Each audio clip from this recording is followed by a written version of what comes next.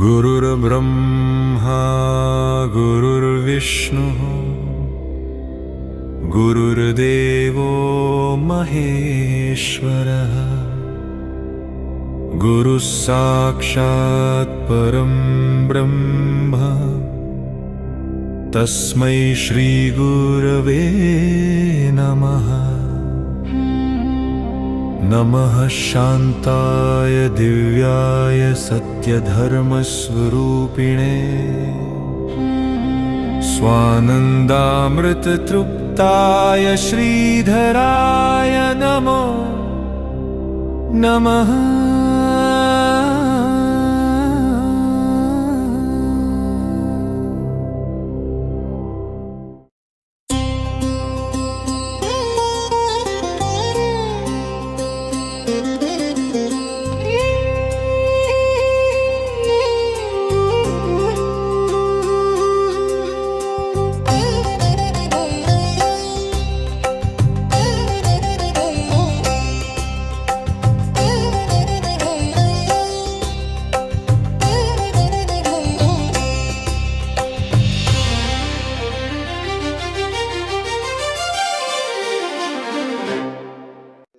कृष्ण हरे कृष्ण कृष्ण कृष्ण हरे हरे हरे राम राम राम हरे हरे हरे कृष्ण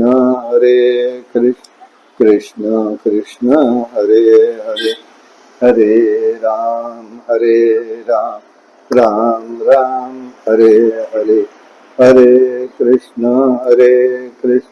कृष्ण कृष्ण हरे हरे हरे राम राम राम हरे हरे हरे कृष्ण कृष्ण कृष्ण हरे हरे हरे राम राम राम हरे हरे हरे कृष्ण कृष्ण कृष्ण हरे हरे हरे राम राम हरे हरे हरे कृष्ण कृष्ण कृष्ण हरे हरे राम राम हरे हरे हरे कृष्ण कृष्ण कृष्ण हरे हरे हरे राम राम हरे हरे हरे कृष्ण कृष्ण कृष्ण हरे हरे कुंडली कवरधारी विठ्ठल श्री ज्ञानदेव तुकाराम अवधूत चिंतन श्री गुरुदेव दत्त भगवान गोपाल कृष्ण महाराज के जय। पंढरीनाथ भगवान के जय। सद्गुरु ज्ञानेश्वर महाराज के जय। सद्गुरु केशवराव महाराज की जय। जय जय रघुवीर समर्थ। ओम पूर्णमिदं पूर्णात् पूर्णमुदच्यते पूर्णस्य पूर्णमादाय पूर्णमेवावशिष्यते। नमः शान्ताय दिव्याय सत्यधर्मस्वरूपिणे स्वानन्दामृत तृप्ताय श्रीधराय नमो नमः। कृष्णाय वासुदेवाय हरे परमात्मने प्रणतक्लेशनाशाय गोविन्दाय नमो नमः। हरि ओम।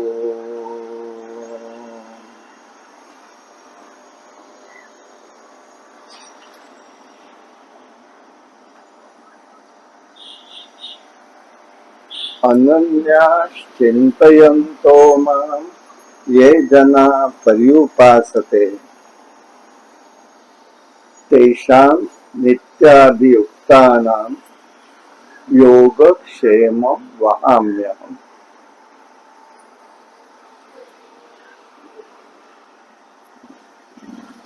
ऐसे अनन्य गति के चित्ते चिंतित से माते ते उपासिता तया ते मीच सेवी.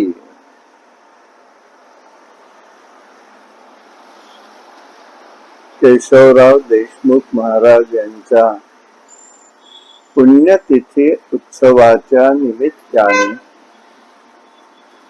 ही प्रवचन सेवा.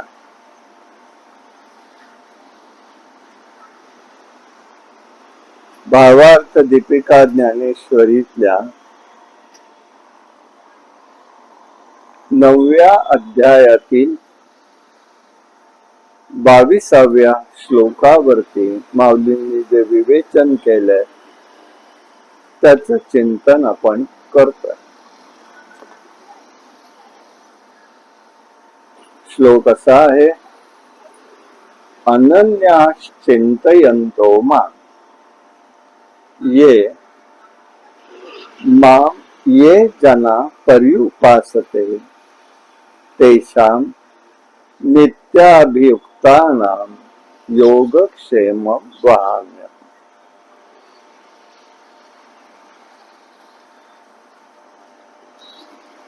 कालपासून या ओवीला आपण प्रारंभ केलेला आहे. श्लोकाला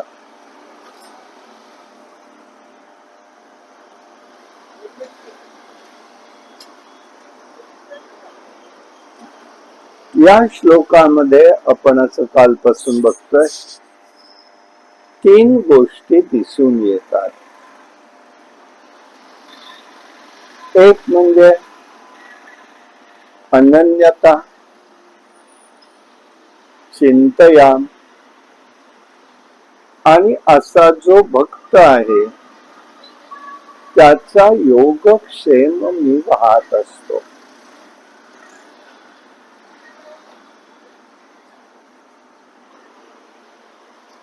तेव्हा काल आपण अनन्यतेबद्दल बघितलं. माऊलींनी जो काही विचार व्यक्त केलेला आहे भावार्थ दीपिकेमध्ये त्याचंही आपण काल चिंतन केलं. आज चिंतयाम या विषयाकडे पाहणार आहोत.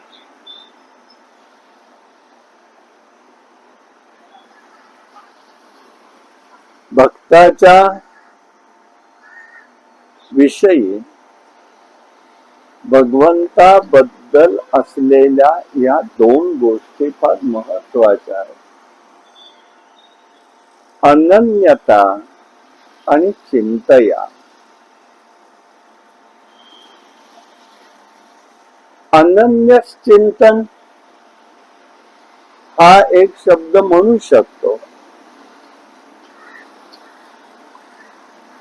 परंतु तिथे आपण एक विचार करतोय, तो दृष्टी आहे विचाराला, की अनन्यता भगवंतांनी वेगळी धरली, माऊलींनी सुद्धा वेगळी धरली आहे. अर्थ त्याचा विचार. मग चिंतयाम काय? तर भक्ताच्या ह्या 2 बाजू आहेत. एक नाण्याच्या बाजूला अनन्यता आणि दुसऱ्या बाजूला चिंतन. प्रत्येक जीवाच्या ठिकाणी भगवंतानी काही ना काही गोष्टींचं एक स्वरूप ज्ञानासाठी आवश्यक तो भाग दिलेला असतो. जसं मनुष्याला 3 गोष्टी महत्वाच्या दिलेल्या आहेत.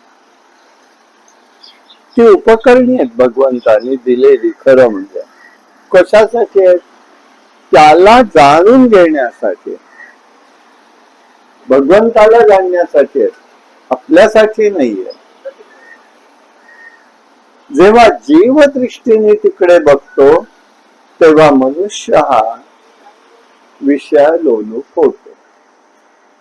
पण जेव्हा तो भगवंताच्या दृष्टीकडे जातो, विचारात जातो, तेव्हा त्याला प्राप्त करून घेण्याची गोष्ट अनुभूतीस येते. म्हणून 2 गोष्टी वेगळ्या म्हणतात. म्हणजे अनन्यता जी आहे ती बाह्य दृष्टीने झाली, बाह्य दृष्टीने. आणि चिंतयाम हे अंतर्गत अंतर्गत गोष्टीत आलं, म्हणून त्याला मन बुद्धी चित्ताचा संबंध आहे. मन आहे बुद्धी आणि चित्त, चिंतन आहे. चित शब्दावरून चित्त आणि चैतन्य हे दोन शब्द निर्माण झालेले आहेत. चित शब्दावरून मग हे आहे कुठे, ते कसं, ते स्वतंत्र प्रकरण ते पाहावं लागेल आपल्याला. योग वासिष्ठामध्ये तो सगळा विषय आलेला आहे. प्रत्येकाची स्थानं आलेली आहे, प्रत्येकाचं कार्य आलंय. म्हणजे अंतर गोष्ट, अंतर मनामध्ये, अंतर इंद्रियांमध्ये ज्या गोष्टींचा विकास होतो त्याचा विचार आहे. भगवंत म्हणतात नुसतं बाह्यांगाने मी भगवंताचा विचार करतो इतकं म्हणून चालणार नाही, मी अनन्य आहे. पण मन बुद्धी चित्त बघा तुम्ही, ज्या वेळेला त्यांनी यज्ञ संकल्पना मांडल्या तेव्हा दोन गोष्टी मांडलेल्या आहेत भगवंतांनी. आत्मसंयमन म्हणताना बाह्यांगानी एक आणि इंद्रियांच्या माध्यमात, मग इंद्रिय कुठली, ही बाह्य अंगाची एक झाली. पण अंतर्मनामध्ये जी काही इंद्रिय आहेत, मन बुद्धी चित्त, त्यालाही संयमन पाहिजे. नाहीतर काय होतंय, इंद्रिय संयमन आम्ही करू पण आम्ही हिते बसून पुन्हा आमचं अंतर इंद्रिय हे सरळ सरळ दुसरीकडे हिंडत असत. जग चालतं एका बाजूला, पण मन बुद्धी आता दोन्ही आहे. चिंतनात जर चित्त नसेल तर ते नामस्मरण परिपूर्ण होऊ शकत नाही. मग आम्हाला इतकं आयुष्यभर आम्ही रामनाम घेतोय, रामकृष्ण हरी म्हणतोय, मग अनुभव काय येत नाही, अनुभव काय येत नाही. हे जे चिंतन आहे त्याला अधिक महत्व आहे. आणि म्हणून माऊलींनी तिथे वर्णन करताना सांगलं, ऐसे अनन्य गतिके, माऊली भेद करताय. अन्यन्यता कोणती होती, तै सर्व भावे उठिते जे गोपिले मद चित्ते तैसा गर्भ गोळू उद्यमाते कोणाही नेणे. जसं गर्भस्थ जीवाला स्वतंत्र काहीही करता येत नाही, तस माऊली म्हणतात हा गर्भगोळा काही करू शकत नाही, त्याचं सगळं अवलंबून मातेवर आहे. त्याच्या सगळ्याच गोष्टी या अवलंबून मातेवरती आहेत. तो अनन्य आहे. कोणावर, मातेशी. हे भगवंताच्या विषयी होणं, अनन्यता, हे फार महत्वाचं आहे. बर मी ते करू शकेन म्हंटल तर, पण मग बाकी कुठे गेला विषय. आणि तिथे मी केलं ते माझे आणि यासाठी महत्वाची गोष्ट काय येते ह्याच्यामध्ये, मन बुद्धी चित्ताच्या विषयातनं आम्हाला अखंडपणे त्याचं चिंतन घडतंय का, भगवंताचं चिंतन होतंय का, याला अधिक महत्व आहे. किंवा असं म्हणून त्यालाही महत्व आहे. नाही तर आम्ही इंद्रिय दमन केलं, विषयापासून अलिप्त राहिलो, पण मनाने तिथे पोहोचलो. मग खाण्याचा विषय असेल, जिव्हेचा विषय असेल, ऐकण्याचा विषय असेल. आता बघा, या कर्णपिशाच्यांनी लोकांना असं काही वेड लावलेलं आहे मोबाईलने, लहानापासून थोरापर्यंत सगळे जणांच्या हातात कुठेही बसो टक टक टक चालूच राहत. ऐकताय का? ऐकलंय. काय ऐकलं माहिती नाही. मग काय करत होतात? लक्ष मोबाईल मध्ये होत.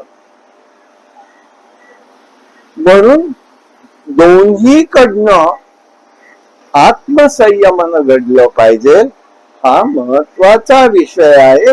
आणि तिथे ते सांगता आहे की बाबा रे, भक्त जो एक असतो तो निष्ठावान जो झालेला असतो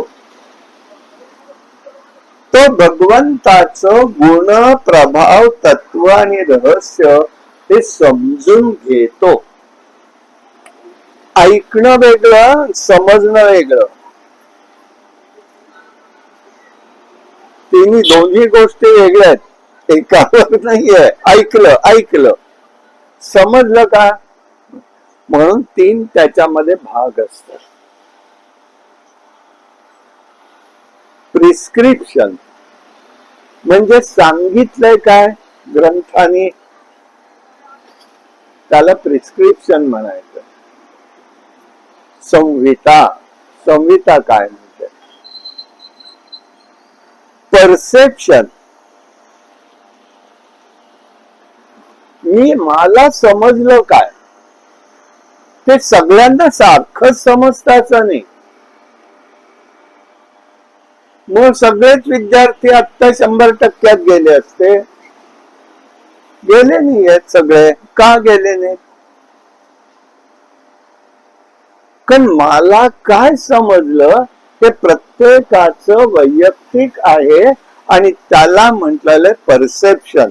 मला काय समजलं आणि हे सगळं झालं, पण त्याची मी अंमलबजावणी करू शकतो का? आचरण करू शकतो का? त्याला म्हटलेलं आहे प्रॅक्टिस.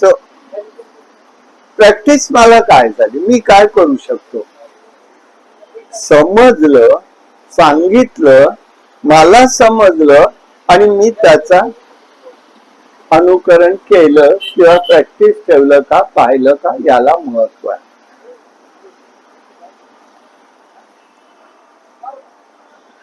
डॉक्टर खूप हुशार आहे, नाही असं नाही. डॉक्टर हा हुशार आहे. कधी लक्षात येतं? त्याचा अनुभव पेशंटला येतो तेव्हा. आणि तो अनुभव येण्यासाठी त्याला अनेक दिवस प्रॅक्टिस करावी लागते. अनेक दिवस. ते कायदे करून येणार नाहीये.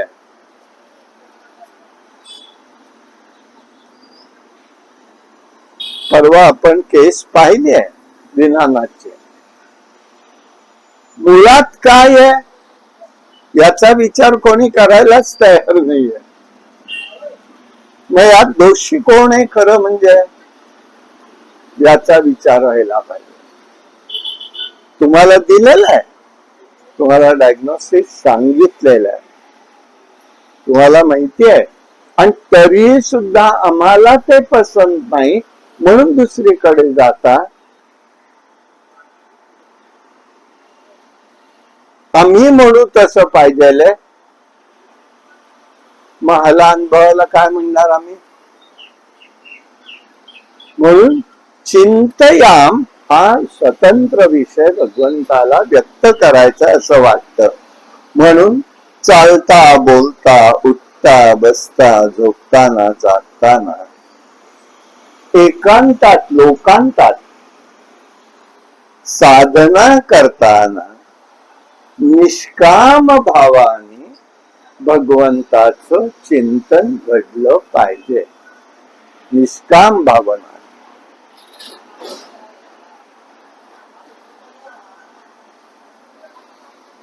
मग पहिल्यांदा काय आहे माहितीये का? आम्ही लोकासाठी पहिलं बघायचा प्रयत्न करू, बाह्यांगाने नाही. पण तो आत्मानंद आहे ना, तो स्वतःच्या स्वतःसाठी आहे. आणि म्हणून स्वतःच्या आनंदासाठी भगवंताच्या उपचाराची क्रिया करणं त्याचं नाव आहे चिंतया. एकासाठी नाही.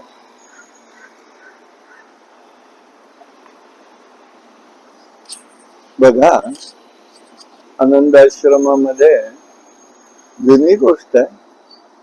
विष्णू नावाचा वॉचमन होता.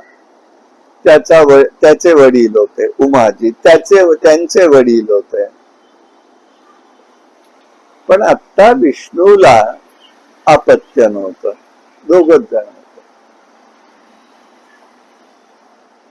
विष्णू गेला, त्याच्या पत्नी होत्या. भागवत सेवा तिथे घडायची, त्या ऐकायला येऊन बसायच्या.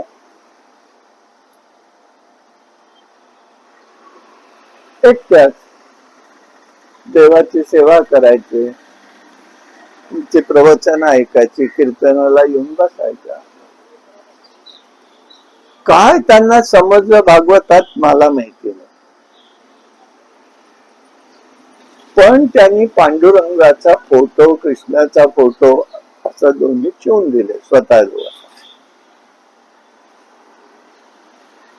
आणि रोज रोज आता शब्दच गेलेले लोकांच्या जेवणातनं, डावी बाजू उजवी बाजू व्यवस्थित करून देवाला नैवेद्य समर्पण करायचा. समर्पण करायचं आणि करायच्या रोज करायचं. एकटेच बाई, पण सगळं चटणी कोशिंबीर हे ते सगळं करायचं. आता माणसांचं असायचे, मी कशाला जातोय बघायला, मी काही जात, माझं खाणंच बाहेर नाही, त्याच्यामुळे तो माझा विषय नाही, पण मी आपलं ऐकलेलं सांगतो. मग काय झालं, एक दिवस सगळ्या बायकांच्या मध्ये गलका सुरू होता. मला पाहिल्यावर गप्प झाल्या. मी विचारलं नाही काय.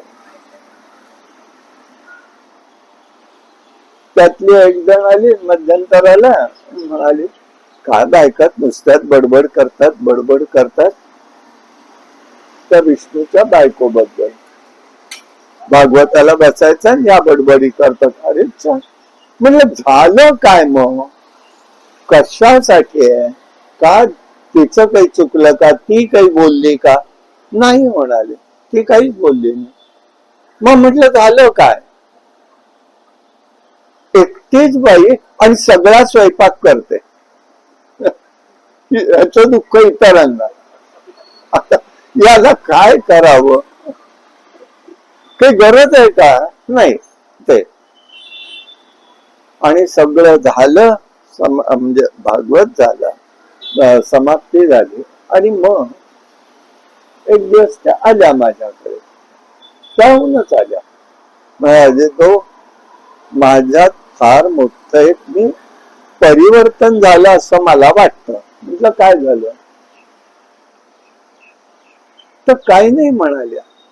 मी जेव्हापासून तुमच्याकडून कृष्णाचं ऐकलं तेव्हापासून मला रोज असा भास होतो तो माझ्या बरोबर आहे. मग तो जर माझ्या बरोबर आहे तर मग त्याच्यासाठी मी रोज सगळा, माझ्या शब्दात मला ऐकवलं, डावी बाजू उजवी बाजू करून रोज नैवेद्य मी त्याला समर्पण करते बर का, रोज. आता तिचा भाव काय आहे आणि इतरांचा पाहण्याचा भाव काय याला म्हणाल. दिवसभर त्या बाई, एकटेच बाई, मग आल्या गेलेल्याच्या हातावरती माझ्या कृष्णाचा प्रसाद घेऊन जा, माझ्या पांडुरंगाचा प्रसाद घेऊन जा. विठ्ठल आला आश्रमात तरी सुद्धा मग ती म्हणायची, विठ्ठला प्रत्यक्ष जेवायला यायचं. मग विठ्ठल जायचा, धन्यता वाटायची त्याला सुद्धा, तोही वर्णन करायचा. हा भाव आहे. मग त्याला म्हणायचंय चिंतया. ज्या भावामध्ये भगवंताचा अंश मिश्रित होऊन जातो, ते चिंतयाम. ज्या चिंतनामध्ये भगवत भाव मिश्रित असतो ना, ते चिंतयाम आहे. आणि म्हणून माऊलींनी सांगितलं, अनन्य जो आहे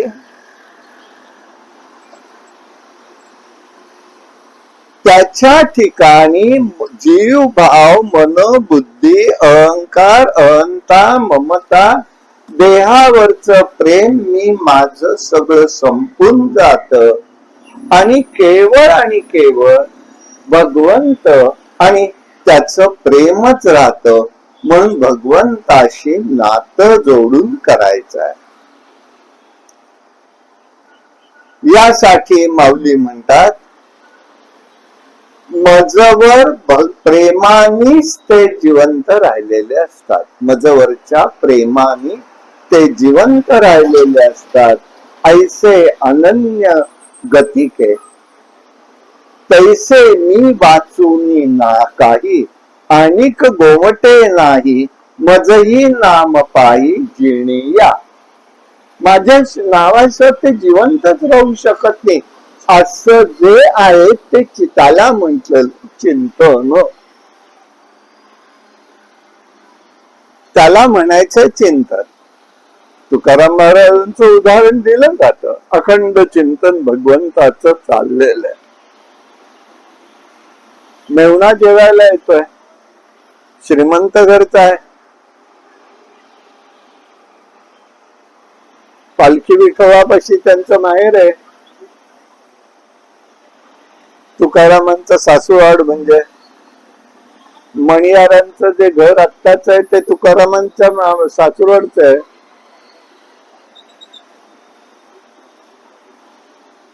माहिती म्हणून सांगतोय. आणि जेवायला आला भाऊ, मग हळूच सांगते, आजच्या दिवस तरी घरी या जेवायला, मला भाकर घेऊन यायला लावू नका, भाऊ आलाय माझा जेवायला. बरं म्हणाले, आले वेळेला आले. अगदी आले ते आले आणि परत म्हणते देवानी माझं ऐकलं, त्यांना लवकर येण्याची बुद्धी झाली. तुकाराम महाराज आले, जेवायला बसले, दोघांनी जेवण केलं, व्यवस्थित जेवलं. आणि दुपारी विश्रांती भाऊ घेऊ लागला, तेही तिथेच थांबले विश्रांतीला. आज काही भंडाऱ्यावर लगेच दुपारी गेले नाही. आणि पत्नी जेवायला बसल्या, जिजाऊ माऊली बसल्या आणि पहिला घास खाल्ला तो आमटीमध्ये मीठच घातलेलं नाही. भडकल्या. कधी नवत माझा भाऊ आला आणि त्याला मी आळणी घातला, तुमचं काय, आता मला शब्द नाही काढतायत, मी बोलत नाही, काय सांगायला बिघडत होतो का, त्याला तसं खायला लागलं. असं झालं होतं का म्हणाले. मला काय झालं म्हणाले, विठ्ठल नामानी सगळंच गोड जा लागतं ग, मी काय करू आता. हे चिंतया, याचं नाव चिंतया. अखंडित राहावे ऐसे वाटते पायी, असो नसो भाव आलो तुझी या द्वारा, परिसावे विनंती माझ्या पंढरी जाय. माझा भाव काय आहे इकडे लक्ष दे. मला वाटतंय खरं की तुझ्या पायाशी अखंड राहावं, हे चिंतन आहे. आणि म्हणून त्याला त्यांनी म्हटलेलं आहे, या ठिकाणी त्याच्या ठिकाणी काय होऊन बसत. काल आपण भागवतातल्या ऋषी पत्नींचं उदाहरण पाहिलंय. म्हणून राजा परीक्षित विचारतोय, काय त्या ऋषी पत्नींचं भाग्य, कोणते संस्कार होते म्हणून त्यांना हे असं प्राप्त होऊ शकलं. भगवंताचं स्वरूप त्यानं समजू शकलं. भगवंतानी त्या गोपीला ऋषीपत्नीला आपल्या हृदयात सामावून घेतलं. भगवंताच्या चिंतनामध्ये तिने देह सोडायचा ठरवल्याबरोबर सुटला गेलेला आहे. हा देह तुमचा आहे, तुमचा तुम्हाला लकलाभ राहो, मीही चालले त्याला भेटायला. हे जे आहे असं चिंतन घडलं पाहिजे. भगवंताला म्हणायचं खरं, अनन्या चिंतयंतो माम ये जना पर्युपास. लोकांमध्ये अशी उपासना घडली पाहिजे. मग त्या ऋषी पत्नींवर कोणता संस्कार होता? गोकुळ वृंदावनातल्या गोपिका जेव्हा जायच्या मथुरेला, तेव्हा पाणी प्यायला आश्रमात थांबणाऱ्या या गोपी त्यावेळेला ऋषी पत्नी त्यांच्या भोवती बसत असत आणि त्या कृष्ण लीला सांगत असत. आणि त्या लीला ऐकून ऐकून त्याचं चिंतन त्यांनी इतकं केलेलं होतं की भगवंताला मनात असं वाटलं आज त्यांना आपण भेटायला जावं, त्यांच्याकडे अन्न मागून घ्यावं. चिंतनाचा लाभ, अखंड चिंतन आहे.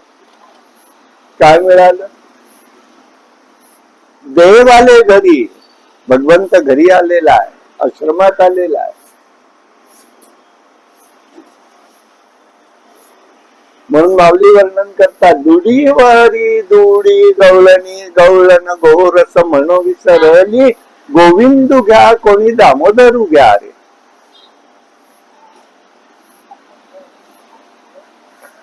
आणि तो विसरलाय, ते हा गोरस आमच्या जवळ आहे हेच विसरलाय, पण गोविंद घ्या कोणी दामोदरू घ्या म्हणू लागल्यात. माऊली फार सुंदर वर्णन करतायत ते. हे आम्हाला कधी साधन, हे चिंतन, त्याचा संस्कार त्यांच्या मन बुद्धी चित्तावरती झाला आणि तिघांमध्ये एकच भावना दृढ झाली की त्या भगवंताच्या ठिकाणी रमणं म्हणतच नाही मी त्याला. रमणं ही क्रिया वेगळीच आहे. एकरूप झाले. त्यामुळे तिथे आनंदाशिवाय दुसरी निर्मितीच नसते. म्हणून भगवंताचं समरूपही गोड वाटलं पाहिजे. तुझं सगुण म्हणू का निर्गुण रे? सगुण निर्गुण दोन्ही एकच रे. हा अनुभव नाथ महाराजांनी घेतलाय. आणि म्हणून त्यावेळेला होतं कसं, रूप पाहिलंय पण ते मनोबुद्धी चित्तात बसत. मनात असेल तर वरवर झालं, बुद्धीत असेल तर क्रियेतच उतरणार आहे. पण मन बुद्धीत दृढ झालं तर चित्तात बसून राहत. कारण चित्तामध्ये अनंत जन्माच्या राहणाऱ्या वासना असतात. अनंत जन्माच्या असतात. एका जन्मात त्या पुऱ्या होतील असंही कधी नाही. आणि म्हणून त्या शब्दामध्येच महत्व आहे. आपल्या मराठी भाषेचं वैशिष्ट्य आहे वासना. वा शब्द कधी वापरतो आपण? आश्चर्यकारक वाटत तेव्हा. बरोबर आहे. वा काय सुंदर आहे. आणि आसन, जिने असं काही आसन घालून बसलेली आहे ती वासन. आसन घालून जाता जात नाही, जन्मन जन्म नाही. आणि म्हणून माऊली अभंगातही सांगतात, चित्त चैतन्य चोरून नेले हो, नवसिये माझे नवसिये. तुझी सेवा करेन मनोभावे, अशी सेवा आपल्या हातून घडते का? या महात्म्यांच्या कडून घडली म्हणून आज 82 वर्ष 83वा वर्ष हे आहे की उत्सव चालला. कसं का असेल ना, 5-3-2च्या खेळात असेल पण आहे. महात्म्यांच्या अखंड चिंतनामध्ये बसलेला परमात्मा, त्याच ते स्वरूप आहे. तो सगळं करून नेतो पुढे. आणि म्हणून याला ते स्वरूप वाटतं, म्हणून ते सांगतात जगण्याचा हेतूही त्यांचा तोच असतो. यत् जीवनम तू निखिलम भगवान मुकुंद.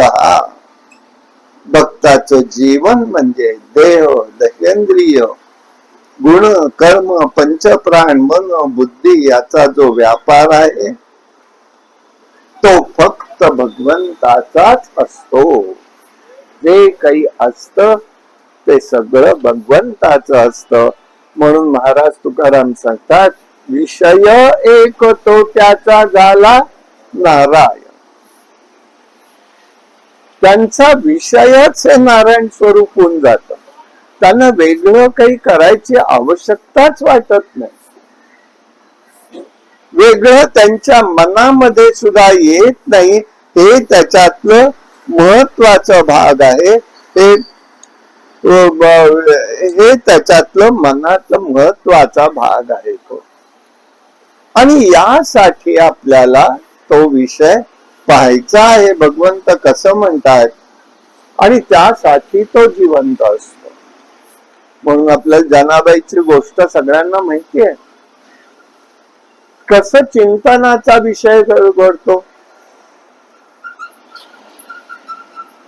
चोख्यासाठी ढोरे ओढी, जनाबाईचं दळण दळी. हा असा ज्याचा अधिकार आहे त्यांचं अखंड चिंतन भगवंताचं असतं. अखंड चिंतन भगवंताविषयीच असतं.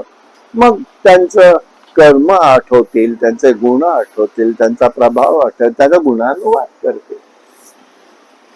पण मग त्याचा परिणामही होतो तसा. जेव्हा उत्तरेकडे ही सगळी मंडळी गेलेली होती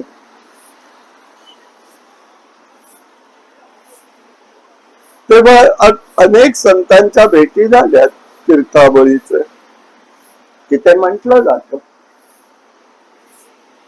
त्याच्यात जनाबाईंची एका महंतांची भेट उत्तरेकडे झाली होती. ते प्रभावित झालेले तिच्या भक्तीवरती. ती महाराष्ट्रात ही लोक परत आली. काही दिवस गेले आणि त्या महंतांकडे कोणीतरी एक जण साधक आला. साधक आहे, जाणता साधक आहे. तो म्हणाला महाराज माझ्यावर अनुग्रह करा, महंताजी कल्याण करा माझ्या जीवन. ठीक आहे, मी एक काम सांगतो ते कर. महाराष्ट्रात जा, पंढरपूरला जा आणि जनाबाईंची भेट घेऊन ये, त्यांचा अनुग्रह घेऊन ये, मग पुढे बघू आपण. आपण ज्यांच्याकडे आलोय त्यांनीच हे सांगितलंय म्हणून ते गेले. पंढरीत आले, कुठेही जनाबाई, कुठेही जनाबाई. सगळ्यांनी सांगितलं इकडे जा, तिकडे जा, नामदेवाच्या घरी असेल तिथेच असते ती. तिथे चौकशी केली, त्यांनी सांगितलं ती गेली आहे वाळवंटात गोऱ्या थापायला. हो का? त्याला आधी समजे ना गोरी म्हणजे काय, मग सांगितलं तुम्ही, गेला वाळवंटात आलाय. तर एका ठिकाणी बरीच गर्दी आणि 2 महिला कडकडून बांधतायत. काय गंमत आहे बघा, कडकडून बांधतायत. त्यांनी एकदा हळूच विचारलं, बराच वेळचं भांडण ऐकलं, मग विचारलं जनाबाई कुठे? आई का ती भांडणारी बाई? म्हणला त्याला आश्चर्य वाटलं. मला ह्या महंतांनी हिच्याकडे पाठवलं आणि ती ते इतकं अभद्र बोलतीये, काय बोलणार, भांडते सगळ्याची कडकडून त्या बाईचे. मग थोडस भांडण शांत जनाबाई केलं. काय पाहिजे, शब्द पुढचे मी काढत नाही, मला अप्रस्तुत म्हणाले कशासाठी आलाय, अनुग्रह घ्यायला आलोय, आमच्या महंतांनी पाठवलं. कळतंय का त्याला काही, मी काही अनुग्रह माझ्याकडे नाही, काही देत नाही, जा मला. अरे त्यांनी तर एवढं मी सांगितलं आणि आता असं हिता असं बोलते, काय करू मी आता. शेवटी थांबला, ती गेली, तिच्या मागे मागे गेला, घरी आला का तू इकडे परत. मग काय करू म्हणाला, त्यांनी सांगितलं म्हणजे मला आलंच पाहिजे. हो काय म्हणाली, असं सांगितलंय का, मग एक काम कर म्हणाले, त्या मगाशी भांडणारी बाई होती, तिने माझ्या गोऱ्या घेतल्या, त्या माझ्या गोऱ्या तिच्याकडनं आणून दे मला, मग मी बोलते तुझ्याशी कोणी.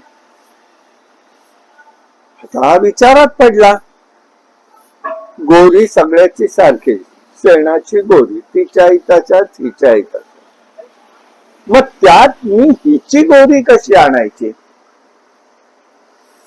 गेला त्या बाईला विचारलं, ते अशीच भांडखोर आहे, अमुक आहे तमुक आहे, आता तुला पाठवलं काय. म्हणाले ये बघ हा ढीक, काय असतील त्या तिच्या घेऊन जा, आणि टाकले 2 शब्द, जा तिला घेऊन तिच्या गोऱ्या. हा आला बसला, विचार केला, ज्या अर्थी तिने मला सांगितलंय त्या अर्थी गोरी मध्ये काहीतरी वैशिष्ट्य असणार आहे. साधक आहे, साधकाला किती सावध राहावं लागतं हे लक्षात ठेवा. त्या वेडी म्हणून सोडलं नाही त्यांनी, साधकांनी मूर्खासारखं मला सांगितलं म्हणून सोडलं नाहीये. ज्या अर्थी सांगितलंय त्या अर्थी म्हणून तो बसला 10 मिनिटं, आणि मग त्याच्या लक्षात आलं ज्या अर्थी असं आहे ना त्या अर्थी वेगळा. म्हणून त्यांनी गोरी एक एक तिची काढली बाजूला, ती जवळ घेतली, तर तिच्या त्याच्या कानावर विठ्ठल नाव काही वेळेला आलं. म्हणून कानाला लावलं तर छान विठ्ठल नाव यायला लागलं. मग त्यांनी बरोबर ज्या ज्या नावातनं विठ्ठल शब्द बाहेर पडतोय ती गोरी बाजूला काढली.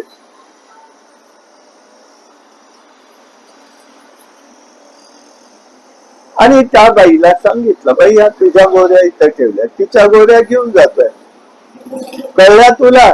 कळालं म्हणाला. त्यांनी उघड नाही केलं, आणि मग त्यांनी तो गोऱ्या घेतल्या आणि त्या गोऱ्या घेऊन जनाबाईला दिल्या. त्या गोऱ्या घे म्हणाले तुझ्या. कशा ओळखल्यास,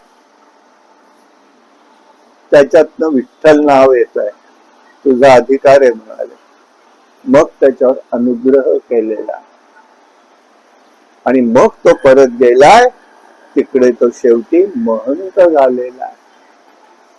चिंतयाम, अखंड भगवंताचं चिंतन चाललेलं आहे. आमच्या क्रियेमधनही भगवंत प्रगट होतो, आमच्या क्रियेमधनही भगवंत प्रगट व्हायला लागतो.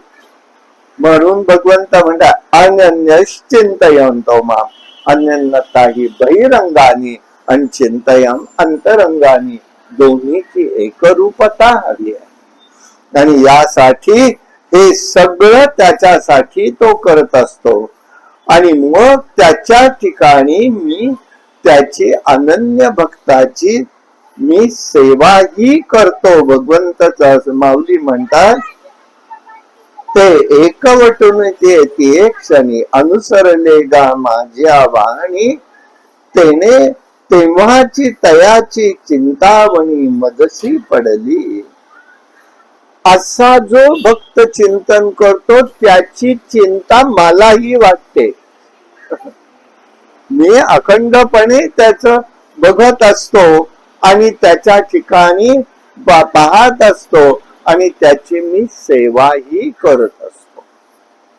अशा भक्ताची सेवा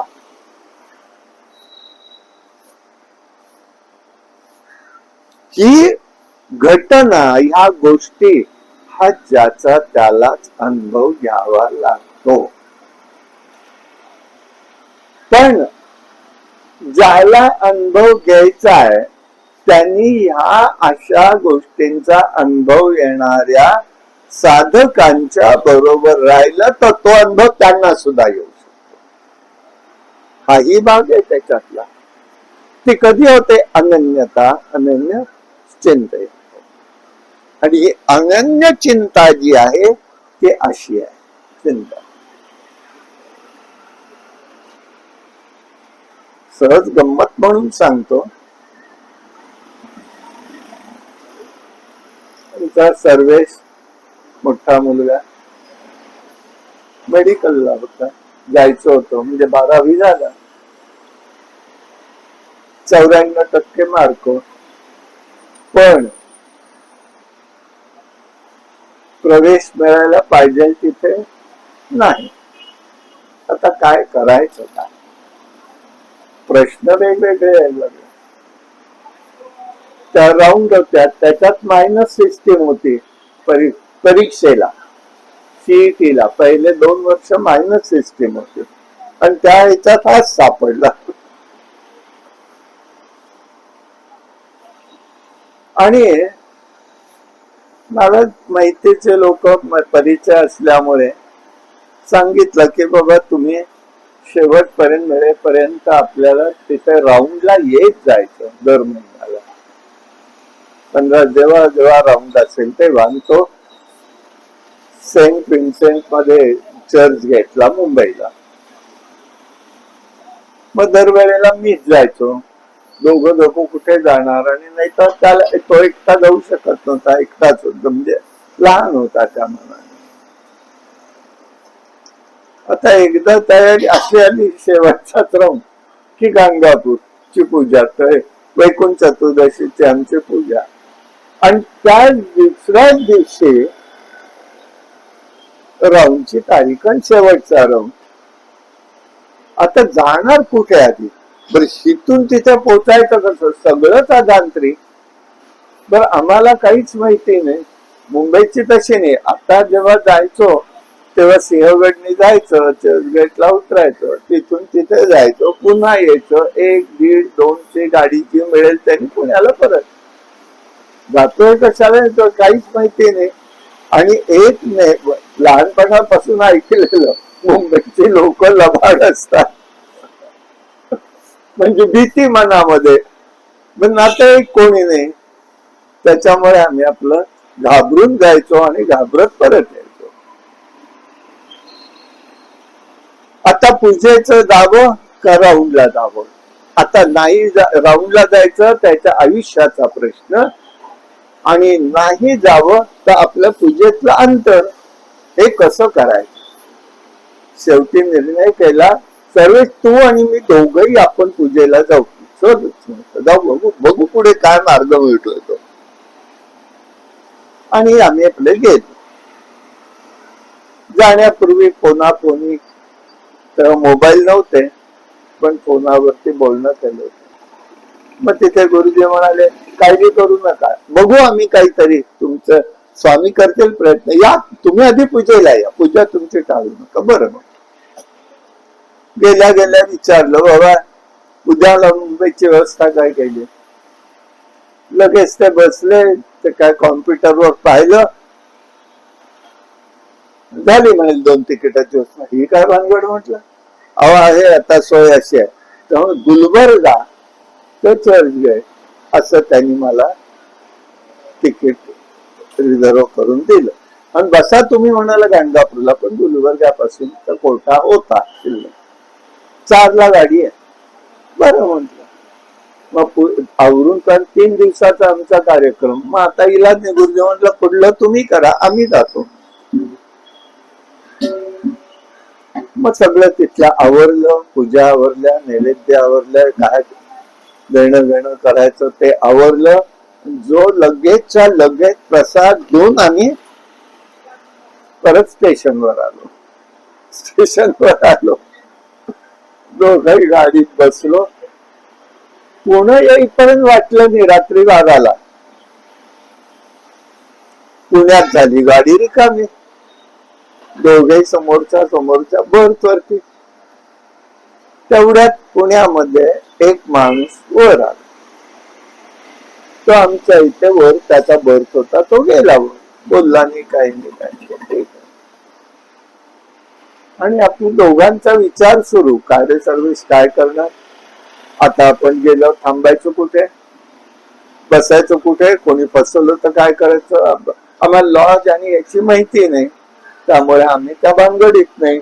कुठे उतरायचं, काय करायचं, आवरायचं कसं, जायचं कुठे, एकमेक सारखं तासानी, अर्धा तासानी, पाऊण तासानी विचारणं चालू. दोघे टक्क जागे. 4 वाजता उतरलो. उतरल्यावरती तो जो वरचा माणूस होता तो भोवती भोवती फिरायला लागला. आम्हाला भीती वाटत, म्हटलं काय भानगड आहे, आपला परिचय नाही काही नाही, हा का असा भोवती भोवती. पण मग म्हटलं सर्व असं करू, काय व्हायचंय ते होऊ दे, आपण आता इथेच थांबून उजाडलं की त्या कॉलेजमध्ये जाऊ, म्हणजे उजाडलं की कळेल. बसलो तर तो माणूस आला. काहो काळजी करू नका, तुमचं बोलणे मी ऐकले, तुम्हाला अमक्या ठिकाणी जायचंय की नाही. मी तुम्हाला एक जरा सांगू का, मी पुण्यातला आहे, मी मुंबईत बदली झाली म्हणून इकडे आलो. एकटाच आहे, मला गव्हर्नमेंटची क्वार्टर आहे. तर म्हणाले तुम्ही माझ्या इथे या, तुमचं काय आवरायचंय आवरा, तुम्हाला काय असं लागेल त्याची व्यवस्था करून देतो आणि तुम्ही जा पुढे. आता माणूस देईन, तो माणूस तुम्हाला तिथे नेऊन सोडेल. हो नाही करता करता जाऊ दे, कुठेतरी विश्वास ठेवू म्हणून आम्ही आपले गेलो त्याच्यावर. रात्रीची वेळ, अंधाराची, कळलं नाही, दिवे होते तरी रस्ते कळले नाही. आणि मग तो कुठल्या इथनं कुठून गेला, कुठे आला, काही कळलं नाही. आणि लगेच त्याच्या भोवती त्याला पाहिल्यावर, गेट उघडल्यावरती सगळे लोक तिथे त्याच्या भोवती आली. साहेब चला सांगायला. अरे कळे ना आम्हाला, म्हटलं काय झालं. त्यांनी त्याची बॅग घेतली, लगेच त्यांनी सांगितलं, ते माझे पाहुणे, मी इकडल्या खोल्यात नाही, तुम्ही इकडली खोली द्या त्यांना, 1 द्या 2 द्या, पाहिजे ते द्या, त्यांना काय हवं नको बघा. ठीक आहे म्हटलं. त्यांनी आम्ही आपला घाल, तर तुम्ही 7:30ला त्यांच्याकडे जा, चहा कॉफी लागेल ते द्या, नाश्ता द्यायचा असेल द्या, आणि त्यांना बरोबर आमच्या ऑफिस मध्ये घेऊन यायचंय, तिथे त्यांना घेऊन जा. बरं म्हणाले शिपाई लोक होते. आता 4 वाजूनच गेले होते, तासभर आपले बसलो विचार करत. मग भराभरा आवरलं, त्यांनी पाणी दिलं, हे दिलं, 1-2 तास लवंडलो आम्ही. आणि 7:30ला बरोबर शिपाई न्यायला आला. आणि आम्हाला तो घेऊन त्या ऑफिस मध्ये आला. बरोबर ऑफिस मध्ये आल्यावर आम्ही आपल्या लाईन मध्ये उभा राहिलो. नंबर आला की जा म्हणाले. बरोबर. आणि काय आश्चर्याची गोष्ट, भगवंताची कृपा कशी, दार उघडून बघता तर तोच माणूस तिथे बसलेला, पण एका शब्दाने त्यांना मार्गदर्शन की मी मुख्य आहे त्याचा, माझ्याच हातात आहे, तुम्ही माझ्या बरोबर. त्यांनी दर्शवलं काही नाही, काही याला तर काय म्हणाल, योगक्षेम वहाम्य. अशा लोकांचा योगक्षेम वाहतो म्हणजे काय आहे, तर हे योगक्षेम अशा पद्धतीने भगवंत कुठे ना कुठे तरी सहाय्यभूत होतो. सहाय्यभूत झाला म्हणून भगवंताचं अस्तित्व नाही आहे. आमचा आनंद त्यांनी त्याचा आनंद आम्हाला देऊन आनंदित ठेवलं. एक शब्द बोलू नका म्हणाला, कागद काढा, बघितलं कॉम्प्युटरवर, हे असं आहे, हे असं आहे, आत्ता पुण्यात पेमेंट सिटी येते, आत्ता तुम्ही घ्या, पुढचं आमचं दुर्दैव सुदैव ते असेल ते. पण लगेचचा लगेच निर्णय झाला, बाहेर आलो, बेटा काही आवश्यकता नाही म्हणे, तुमचं काम झालं, चला जा तुम्ही पुढे. हे देव नियोजन काय करत असतो आम्हाला कळत नाही. अशांचा योगक्षेम राहतोय, म्हणून त्यांनी तिथे उदाहरण दिलं माऊलींनी, मग जिही जे जे करावे ते मजची पडिले आगवे, तैसे अजात पक्षाचे नि जीवे पक्षिणी जैसे.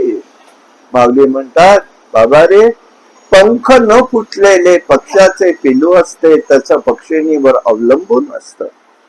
तेच पिलाचं जीवन असतं. तेच भक्त आपल्या करता जे काही करतो ते मीच त्याच्यासाठी सगळं करत असतो.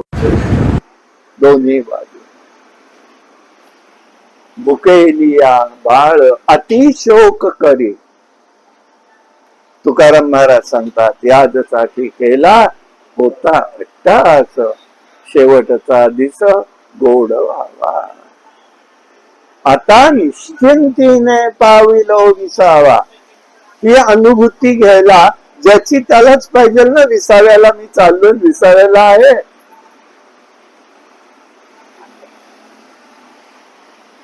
आणि मग ते म्हणतात, आपल्या करता जे ते तोच करतो. वास्तविक भगवंत जिथे प्रेम नसतं त्याला भगवत प्रेमाची अनुभूती येत नाही. म्हणून भक्तांनी भगवंतावर निस्सीम प्रेम करावं. आणि जेव्हा भक्त भगवंता प्रेमा करता जगणं, तर भगवंतही भक्तीने सगुण होतो. भगवंत परमात्मा हा सगुण होत असतो, हे लक्षात ठेवा. भक्ताच्या भावासाठी तो सगुण होत असतो. जसा त्याचा भाव आहे तसा तो सगुणही होतो. आणि म्हणून माऊली म्हणतात, माऊली असं म्हणतात, आपुली तहान भूक नेणे, तानिया निकेते माऊलीसी करणे, तैसे अनुसरले जे मज प्राणे, तयाची काही येसी न रजेनी. लहान मूल आपली तहान भूक जाणत नाही, त्याची चिंता आईला करावी लागते. तेव्हा ते भक्त मला सर्वस्व अर्पण करतात, उपासना करतात. त्यावर मी त्यांचा इतकंच प्रेम मला माझं दिलं जातं. म्हणून आपली प्रार्थना भगवंताला काय असावी? प्रार्थना म्हणा, विनवणी म्हणा, किंवा काही म्हणू नका, पण एक भाव तरी असला पाहिजे, तुझे भक्ती सुख द्यावे मज प्रेम. मी नाही प्रेम करते, भगवंता तुझं भक्ती सुख म्हणून जे काही आहे ना, तुझं प्रेम आहे ना, ते मला तू दे. जडो तुझे नाम माझे मुखे. हे आपल्याला होण्यासाठी ह्या दोन भावाचा अधिकाधिक विचार झाला पाहिजे. हा महत्वाचा भाग आहे. आणि म्हणून तहान भूक लहान मुलाला जाणवत नसतं, कळत नसतं, परंतु आईला चिंता करावी लागते. जे भक्त मला सर्वस्व अर्पण करतात, माझी उपासना करतात, तेवढंच मी प्रेम त्यांच्यावरती करत असतो. असा भक्त भगवंताला कधीही श्रम देऊ इच्छित नसतो. भगवंताला श्रम द्यायला भक्त इच्छित नसतो, हे लक्षात घ्यायचं आहे. आणि तो भगवंताकडे काहीही मागत नाही. म्हणून आमचे आचार्य असलेले भक्त प्रल्हाद, त्यांनी कधीही भगवंताला मागितलं. एकच सांगितलं शेवटी भगवान नरसिंहांना, की अरे बाबा, माझ्याकडे ना फक्त वासना मनात निर्माणच होणार नाही, चित्तात बसणार नाही. असंच करता आलं तर करा. काही निर्माण व्हायला नको. कुठे काय निर्माण होईल सांगता येत नाही. कोण कुठला जीव कशात गुंतून पडेल, गुंतून शब्द वापरतोय, सांगता येत नाही. आणि म्हणून या निर्माण सुंदर का म्हणून भगवंतानी यावं म्हणून प्रल्हादांनी नाव घेतलं का? नाही. नारदांच्या आश्रमामध्ये गर्भस्थ असताना सुद्धा जे नाम त्याला मिळालं, नारायणाचं ओम नमो भगवते वासुदेवायचं, त्याचं अखंड चिंतन त्याच्याकडनं झालं आणि तेच तो करत राहिला. पण भगवंत त्याला सोडवण्यासाठी येऊन त्याला सोडवत होते. भक्त प्रल्हादासाठी, भक्त प्रल्हादाला अपेक्षित नाहीये की नरसिंह खांबातनं प्रगट होणारे देव, नाही. भगवंताला अपेक्षित नव्हतं. मग झालं कसं? त्याला विचारलंय, अरे जळी स्थळी काष्टी पाशानी तो आहे त्या खांबात आहे का? तेव्हा तो सांगतो हो आहे. त्याचा शब्द खरा करण्यासाठी, त्याचा शब्द खरा करण्यासाठी भगवंत त्या खांबातनं प्रगट झालेले. हाके सरशी उडी, हाके सरशी उडी घेतली आहे. ही अनन्य चिंतयंतो माम, हा जो भाव भगवंताचा आहे तो तिथे आहे. आणि म्हणून हे त्या ठिकाणी बघायचं आहे. पुढे भगवंत म्हणतायत, तया माझ्या सायुज्याची चाड, तरी तेची पूर्वी कोड, का सेवा म्हणती तरी आड, प्रेम सुय. जे भगवंत असतात, भक्त असतात, त्यांच्या अंतःकरणातही प्रेम मीच निर्माण करत असतो. एका कक्षेमध्ये तरी यावं लागतं, एका कक्षेमध्ये यावं लागतं. तेव्हा तिथे तो त्या ठिकाणी करून घेतो, प्रेम प्रगट होत आणि सगुण स्वरूपाची प्रेम भक्तीची ही सेवा आहे. माऊली म्हणतात सायुज्याची चाड. सायुज्य म्हणजे काय? सलोक, समीप, स्वरूप आणि समीप आणि सायुज्य, या चार सांगितलेले आहेत मुक्तीचे विचार. पण माऊली म्हणतात सायुज्य. मग या सायुज्याचा अर्थ काय? चिंतन करण्यासारखा पुष्कळ विषय, म्हणजे जर चिंतन केलं तर पुष्कळ आहे. चिते भगवंत अनन्य चिंतयंतो माम म्हणतात. मग इथे सायुज्याचा अर्थ काय? मुक्ती नाही, तर त्याचा अर्थ असा आहे, आत्ता या जिवंत असतानाही आणि गेल्यावरही भगवंताशी ऐक्य राहून त्याचं प्रेम प्राप्त होणं, ते सायुज्य. मुक्ती नाही. नाही तर सायुज्याची चाड, मुक्ती म्हटलाच ना शब्द भगवंताने, माऊलींनी. पण माऊली का म्हणतात? जिवंत असतानाही आणि गेल्यावरही ते भक्ताची काळजी घेतात आणि आपला आनंद त्याला देतात. आपला आनंद म्हणजे भगवंताचा आनंद, आपला आनंद असा वेगळा नाहीये, लक्षात घ्यायचं आहे. देवाचा आनंद आपल्याला मिळतो आणि त्याला उपनिषदकार म्हणतात आनंदे जाता आणि जीवंती. तो आनंद आपल्या जीवनामध्ये मिळणं हा सगळ्यात महत्वाचा भाग आहे. आणि मग काय होतं? अशांच्या भावाचं रक्षणही मी करतो आणि उपासनाही पूर्ण करून घेत असतो. कारण तपाचा कर्ताही परमात्मा, उपासनेचा कर्ताही परमात्माच असतो, दुसरं कोणीही नसतं. मी तप करतो असं म्हणणारे असतात ते दैत्य असतात. दैत्यांनी उपासना केली नाही पण तप केलं. पण भगवंताचा नियम आहे, तप जो करतो त्याला त्याचं फळ दिलं पाहिजे. तपाचं फळ उपासनेचं नाही, उपासनेचं फळ आहे भगवंताचं प्रेम.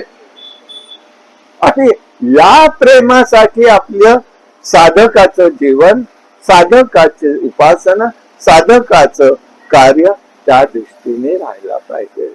भगवत प्रेम, केवळ आनंद तो तिथे आहे. आणि हा आपल्याला प्राप्त होण्यासाठी अशी जी संतांचं जे काही कार्य आहे त्याला पुन्हा पुन्हा उजाळा देऊन आपण त्याच्यामध्ये सहभागी होणं हे महत्वाचं आहे. आणि यासाठी आता तिसरा जो विषय याच्यातला योगक्षेम. भगवंत म्हणतात योगक्षेम नित्याधी अभियुक्ताना, नित्य सातत्य आहे, नुसतं नाहीये, अखंडता आहे. असा जो कोणी आहे भक्त त्याच्यासाठीचा विचार ते म्हणतात योगक्षेम. मग हा योग काय आहे, त्याचा क्षेम काय आहे, याचा विचार आपण उद्याच्या दिवशी करूया. उद्या पुण्यतिथी महाराजांची आहे. उद्या सकाळीच कीर्तन, सकाळी रुद्राभिषेक होईल महाराजांच्या समाधीला. दुपारी 10 वाजता, सकाळी 10 का 10:30 वाजता कीर्तन होईल. आणि संध्याकाळी प्रवचन सेवा नेहमीसारखी होईल. परवाच्या दिवशी सकाळी 10 वाजता काल्याचं कीर्तन आणि मग प्रसाद यावं एवढं म्हणतो. आणि उद्या योगक्षेम आपण या ठिकाणी पाहूया. काय नवाच्या मनसेंद्रिय वा बुद्धात्मना वा प्रकृती स्वभाव करोपि यद्यं सकलं परस्मै नारायणाय समर्पय. हरि ओम तत्सत्. विठ्ठल विठ्ठल विठ्ठल विठ्ठल विठ्ठल विठ्ठल विठ्ठल विठ्ठल. कुंडली कवरदा हरी विठ्ठल श्री ज्ञानदेव तुकाराम. अवधूत चिंतन श्री गुरुदेव दत्त. भगवान गोपाल कृष्ण महाराज, भगवान श्रीधर स्वामी महाराज के जय. सद्गुरु ज्ञानेश्वर महाराज के जय. जय जय रघुवीर समर्थ.